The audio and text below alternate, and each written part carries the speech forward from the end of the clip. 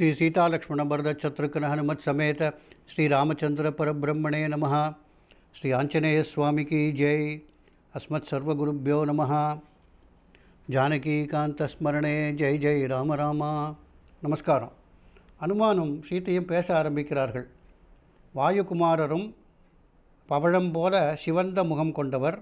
மகா தேஜஸ்வியான அனுமான் அந்த மரத்திலிருந்து கீழே இறங்கி வினயத்தோடு சீத்தையினுடைய கஷ்டங்களை நேரில் பார்த்து விட்டதால் மனம் நொந்து போயிருக்கிறார். அந்த நொந்த மனத்தோடு அருகில் சென்று நமஸ்கரித்து தலைமேல் கை கூப்பிக்கொண்டு இனிமையான குரலில் சீத்தையை பார்த்து சொல்லுகிறார்.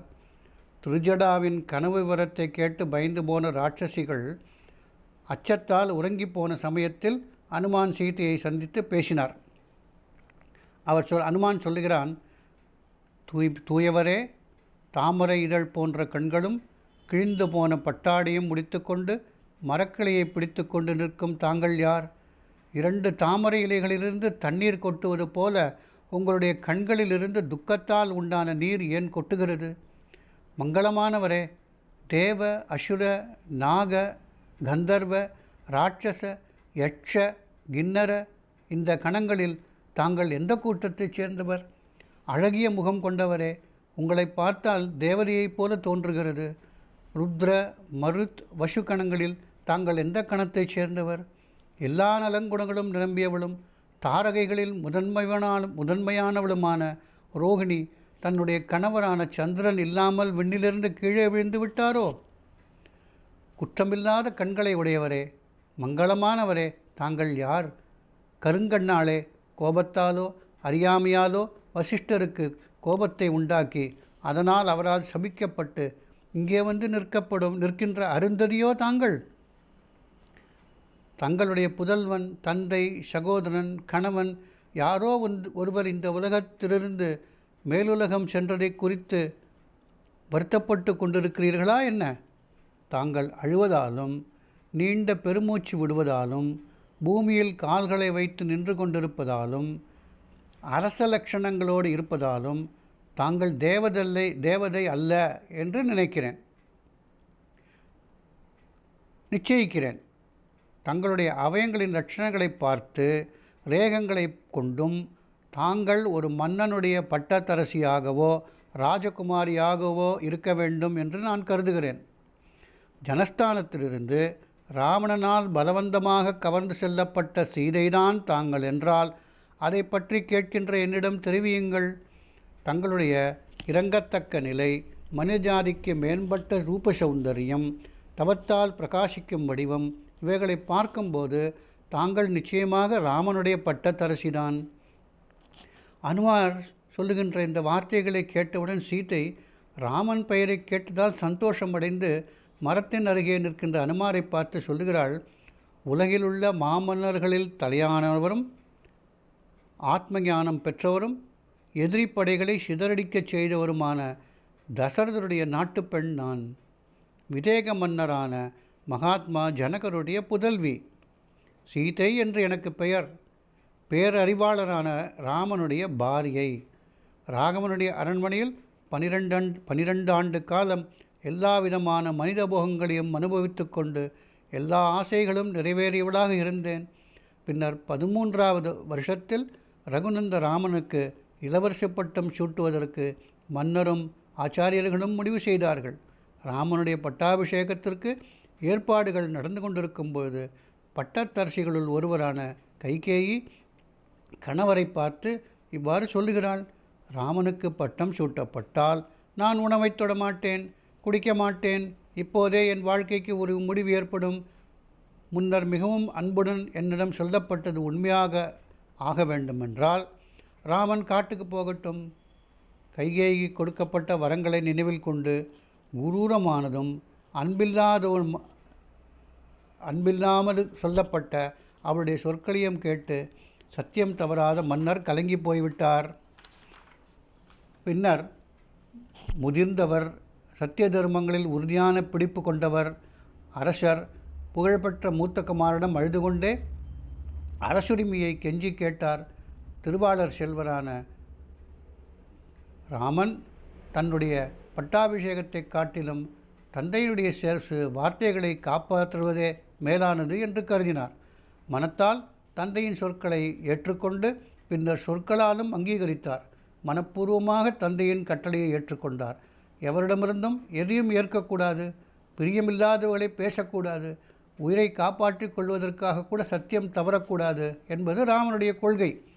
மிகவும் கொண்டாடத்தக்க அவர் உடனே மேலாடைகளையும் விலையுயர்ந்த ஆபரணங்களையும் துறந்து மனதால் ராஜ்யத்தை விட்டு விலகிச் சென்று என்னை தன் தாயாரிடம் ஒப்படைத்தார். ஆனால் நானோ அவரது முடிவுக்கு முன்னதாகவே மௌனமாக காட்டுக்கு போக ஆயத்தமாகிவிட்டேன். அவர் இல்லாமல் சொர்க்கவாசம் கூட எனக்கு சுவைக்காது. மகா பாக்கியசாலியும் நண்பர்களை மகிழ்ப்பவரும் சுமித்ரையின் மைந்தருமான லட்சுமணன் மூத்த சகோதரருக்கு பணிவிடை செய்வதற்காக எங்களுக்கு முன்னாலேயே மரவுரி அணிந்து கொண்டு நின்றார். நாங்கள் மன்னருடைய கட்டளையை மதித்து உறுதியாக சங்கல்பித்து கொண்டு இதற்கு முன் பார்த்தறியாத கம்பீரமாக காட்சி தந்த காட்டுக்குள் புகுந்தோம். தண்டகாரண்யத்தில் வசித்து கொண்டிருந்தோம். அப்பொழுது எல்லையற்ற பராக்கிரமருடைய அவரை பற்றியான நான் தீய அரக்கனான ராவணனால் கவர்ந்து வரப்பட்டேன். இன்னும் 2 மாத காலம் நான் உயிரோடு இருப்பதற்கு கெடு வைத்திருக்கிறான் ராவணன். 2 மாதங்கள் ஆனவுடன் நான் உயிரை துறந்து விடுவேன் என்று சீதை அனுமானிடம் சொல்லுகிறாள்.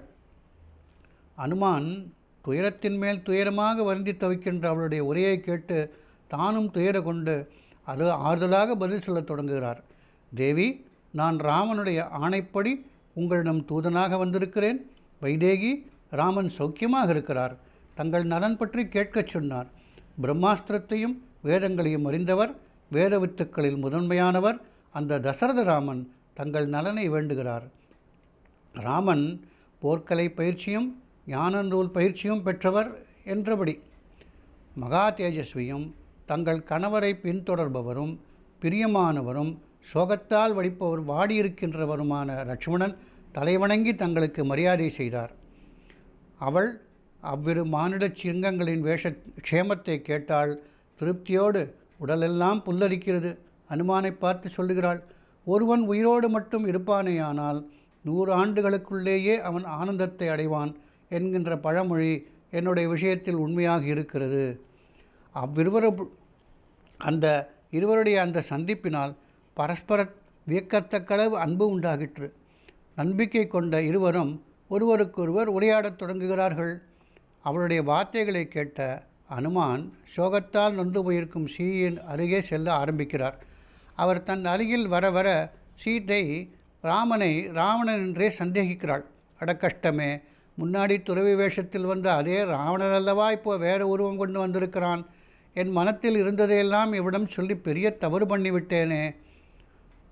சோகத்தின் பிடியில் திக்கி தவிக்கிற அவள் அசோக மரத்தின் கிளையை விட்டு தன்னுடைய உடல் அவயங்களெல்லாம் மறுத்து கொண்டு அங்கேயே தரையில் உட்கார்ந்து விட்டாள்.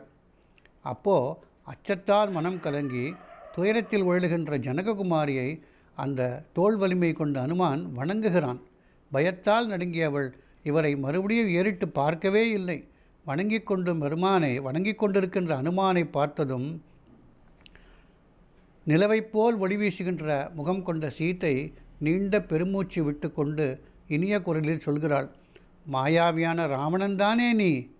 மாயையை ஏற்று குரங்கு வடிவத்தில் வந்து எனக்கு பெரும் துயரத்தை உண்டாக்குகிறாயே, இது உனக்கு நல்லதல்ல. தன் சொந்த உருவத்தை துறந்து துறவியின் வேடம் போட்டுக்கொண்டு ஜனஸ்தானத்தில் நான் பார்த்தேனே, அதே ராவணன்தானே நீ? விரும்பியபடி உருவம் எடுக்கக்கூடிய ராட்சசனே, உபவாசத்தினால் மெலிந்து நொந்து சோகத்தில் வெந்து கொண்டிருக்க என்னை மறுபடியும் துன்புறுத்துகிறாய். இது உனக்கு அழகல்ல. அல்லது நான் சந்தேகிக்கப்படி இல்லையோ? நீ ராவணன் அல்லவோ? ராவணன் இல்லையோ? உன்னை பார்த்தவுடன் என் மனத்தில் மகிழ்ச்சி உண்டாயிற்று. நீ ராமனுடைய தூதனாக இங்கு வந்திருந்தால் உனக்கு மங்களம் உண்டாகட்டும். வானரோத்தமனே, எனக்கு ராமகதை மிகவும் பிடிக்கும். அதை கூறும்படி உன்னை கேட்டுக்கொள்ளுகிறேன். வானரமே, என்னுடைய பர்த்தா ராமனுடைய குணங்களை சொல். பண்பாளனே, ஆற்றங்கரையை ஆற்று வெள்ளம் கரைப்பதைப் போல் நீ என் மனத்தை கவர்கிறாய். ஆஹா, கனவுதான் எவ்வளவு சுகமாக இருக்கிறது. வெகு நாட்களுக்கு பிறகு ராகவனால் அனுப்பப்பட்ட வானரத்தை பார்க்கிறேனே. சொப்பனத்திலாவது வீரரான ராமனையும் லக்ஷ்மணையும் பார்ப்பேனேயானால் என்னுடைய துக்கமெல்லாம் தீர்ந்து போகும். ஆனால் கனவு கூட எனக்கு எதிரியாக இருக்கிறது. இது ஒரு கனவு என்று நான் நினைக்கவில்லை. கனவில் வானரத்தை பார்த்தால் நன்மையை பெற முடியாது என்பது பெரியவர்களுடைய வாக்கு. ஆனால் எனக்கோ நன்மை ஏற்பட்டிருக்கிறது. இது கனவில்லை. எப்போதும் ராமனையே நினைத்து கொண்டிருப்பதால் அவர் அனுப்பிய தூதன் வந்து பேசியது போன்ற புத்தி மயக்கம், துர்தேவதைகளின் கைவரிசையால் ஏற்பட்ட காட்சி, ராமனிடம் இருக்கின்ற அதிக ஆசையால் ஏற்பட்ட மனவிகாரம் கானல் நீர் போல உண்மையில் இல்லாதது. ஆனால் எனக்கு அப்படி எதுவும் நேரவில்லையே. என்னையும் இங்கே இதோ இருக்கும் வானரத்தையும் நான் தெளிவாக பார்க்கிறேனே. இப்படியெல்லாம் தன்னுடைய சிந்தைகளில் பலமில்லாதது என்று வாதங்களை சீர்தூக்கி பார்த்து, இராட்சசர்கள் தன்னுடைய விருப்பம் போல் உருவம் எடுக்கக்கூடியவர்கள் என்பதால் அனுமானை ராவணன் என்றே சீதை கருதுகிறாள். மெல்லிய இடை கொண்டவளும் ஜனங்களுடைய புதல்வியுமான சீதை இவ்வாறு நிச்சயித்ததால் அவள் வானரனுக்கு பதில் சொல்லவில்லை. சீதையினுடைய மன ஓட்டத்தை தெரிந்து கொண்ட வாயுகுமாரன் அனுமான் செவிக்கு இனிமையான சொற்களால் அவள் மகிழ்ச்சி கொள்ளும்படி சொல்லுகிறான். உலகத்தில் மகானுபாவர் ஒருவர் இருக்கிறார்.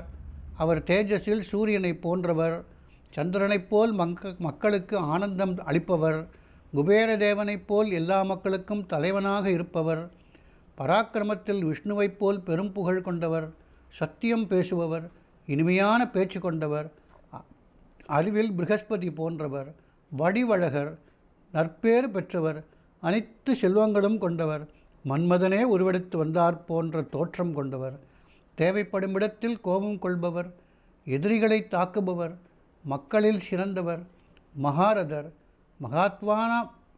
மகாத்மாவான அவருடைய தோள் நிழலில் மக்கள் நிம்மதியாக வாழ்கிறார்கள். மாயமான் வடிவில் ஒரு ராட்சசனை அனுப்பி ஆசிரமத்திலிருந்து ராகவனை வெளியே போகச் செய்து, வேறு யாரும் துணைக்கு இல்லாத நேரத்தில் எவனால் அபகரிக்கப்பட்டீர்களோ அவன் அந்த வஞ்சகத்தின் பயனை அடைவதை பார்க்கப் போகிறீர்கள். விரைவில் வீரியவானான ஸ்ரீராமன் கொழுந்து விட்டெறியும் நெருப்பு போல் கோபத்தோடு விடப்பட்ட பானங்களால் யுத்தத்தில் ராவணனை கொல்லப் போகிறார். அவரால் அனுப்பப்பட்டு தூதனாக தங்களிடம் வந்திருக்கிறேன். உங்களுடைய பிரிவினால் துக்கப்பட்டு கொண்டிருக்கும் அவர் உங்களுடைய க்ஷேமத்தை கேட்க சொன்னார். மகா தேஜஸ்வியும் பெருந்தோழரும் சுமித்ரையின் ஆனந்தத்தை வளர்ப்பவருமான லக்ஷ்மணன் உங்களை வணங்குகிறார். நலன் விசாரிக்க சொன்னார். தேவி, ராமனுடைய நண்பரும் வானரத் தலைவர்களுக்கெல்லாம் அரசருமான சுக்ரீவன் என்ற பெயர் கொண்ட வானரர் உங்களை நலன் விசாரிக்க சொன்னார். ராமனும் சுக்ரீவ லக்ஷ்மணர்களும் உங்களை எப்பொழுதும் நினைத்து கொண்டிருக்கிறார்கள். வைதேகி, இராட்சசர்களின் பிடியில் சிக்கியுள்ள நீங்கள் இன்னும் உயிரோடு இருப்பதே பெரும் பாக்கியம். சீக்கிரத்திலேயே மகாபலம் பொருந்திய லக்ஷ்மணனையும் எல்லையற்ற வீரம் படைத்த சுக்ரீவனையும் கோடிக்கணக்கான வானரர்களுக்கு நடுவே ராமனையும் இங்கே பார்க்கப் போகிறீர்கள். நான் சுக்ரீவனின் மந்திரி. அனுமான் என்று பெயர் கொண்ட வானரன் பெருங்கடலை தாண்டி வந்து லங்கைப்பட்டணத்தில் நுழைந்தேன். தீயவனான ராவனுடைய தலையில் காலை வைத்து பராக்கிரமத்தை அடைந்து உங்களை காண வந்திருக்கிறேன்.